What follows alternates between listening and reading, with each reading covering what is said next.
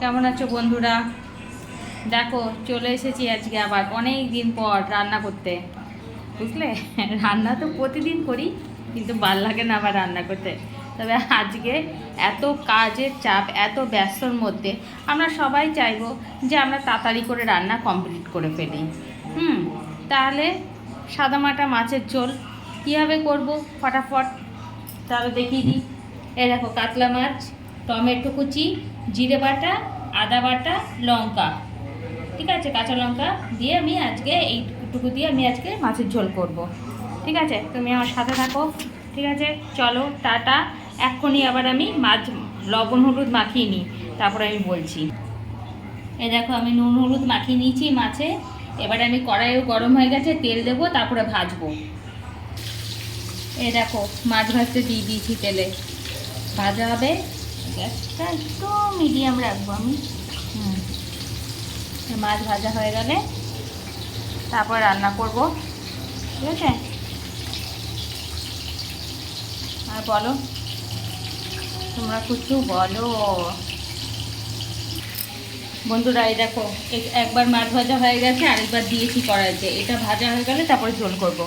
ঠিক আছে বন্ধুরা, মাছ ভাজা হয়ে গেছে। এবারে আমি তেলের মধ্যে জিরা ফোড়ন দেবো। এই দেখো, তারপরে আমি টমেটো দেবো, আদা বাটা দেবো, টমেটো আর আদা বাটা দেবো, তারপরে আমি জিরে দেবো। ঠিক আছে, এই দেখো বন্ধুরা, আদা বাটা আর টমেটোটাকে একটুখানি কষাবো। ঠিক আছে, একটুখানি টমেটোটা গলে গেলে তারপরে আমি জিরে বাটা দেবো, তার মধ্যে নুন হলুদ দেবো। দাঁড়াও, এই দেখো বন্ধুরা, নুন হলুদ জিরে বাটা লঙ্কা দিয়ে দিয়েছি।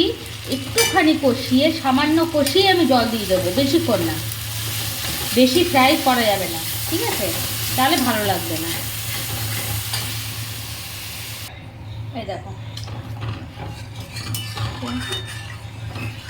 জলটা ঢেলে দিয়েছি।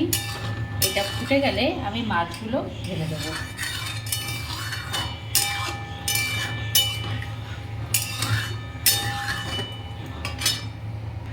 এই দেখো বন্ধুরা, মাছ দিয়ে দিয়েছি ঝোলের মধ্যে।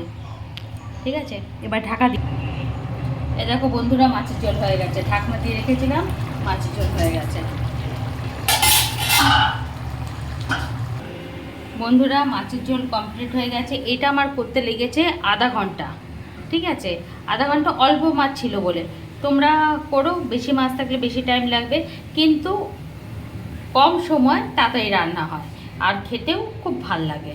তোমরা খেয়ে অবশ্যই আমাকে জানাবে যে কেমন লাগলো। কমেন্টে জানাবে রান্না করার পর। ঠিক আছে, টাটা, চলো রেখে দিচ্ছি এবার।